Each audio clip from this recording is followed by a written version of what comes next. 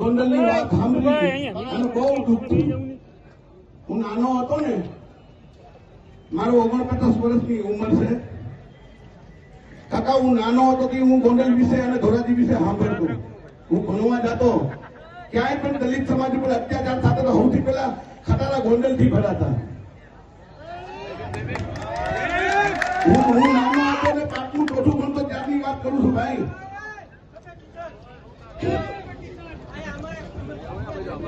ત્યારે ગોંડલ અને ધોરાજી થી ખટારા ભરાતા અને મને દુઃખ થયું કે અહીંયા આવી હાલત છે.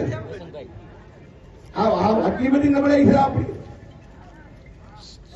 મરવું છે ને એક ફેરું યાર.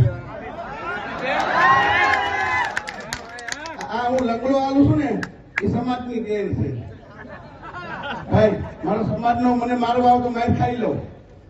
મને ગોળીઓ મારી, સરી મારી.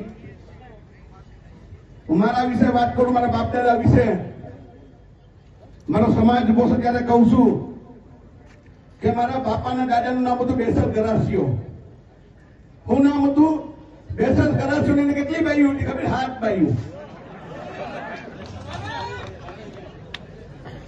મારા બાપાના દાદાને 7 બાઈઓ, મારા દાદાને 4 અને મારે 2. સમજાય કે ભાઈ અમારો ડોહી બેટલી બાપો તો ઈ જ છે.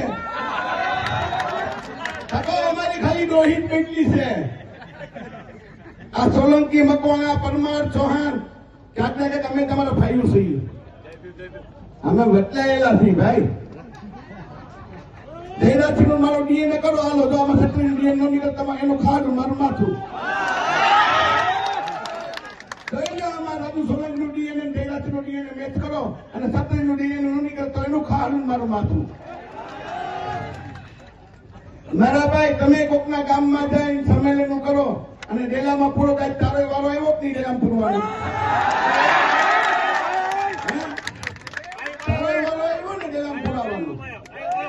તું શેર છો તો દલિત સમાજ હવા શેર છે.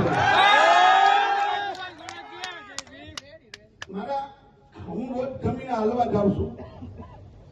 હું મારી ઘરવાળી હાલવા ગયા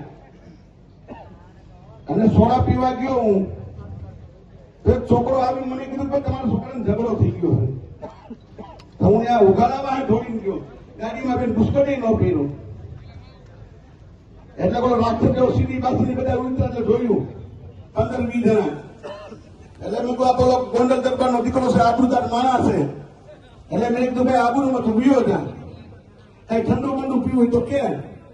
તને તો ખતરાવે રાખી લે. એટલે મને કેવું તો ખરા કે અમે ટોપું લઈને આવીએ છીએ તારા છોકરાને પાડવા, તો ખબર પડે કે કેના પેટનો તારી માઈ લીધો છે.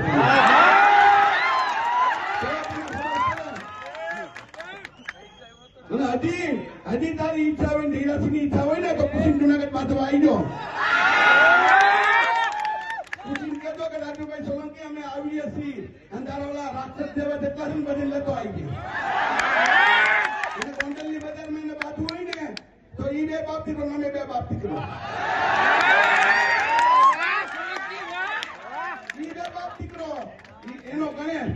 હું પેલા કહેતો હતો કે ગણેશ તે શંકરના ઘરમાં હાથ નાખ્યો છે. ગણેશ તે ભૂલ કરી તે શંકરના ઘરમાં હાથ નાખ્યો છે.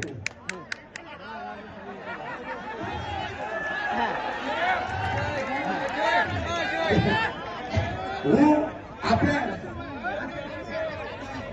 અને મેં એ કીધું હતું, મેં આપણા સમાજના આગેવાનને ફોન કર્યો હતો, એનું નામ નહીં આપું. મેં કીધું મારા છોકરાનો અપહરણ આ ધૈરાજી નો છોકરો કરી ગયો છે. ત્યાં જઈને તું લબડતો નહીં ભાઈ, ખાલી એને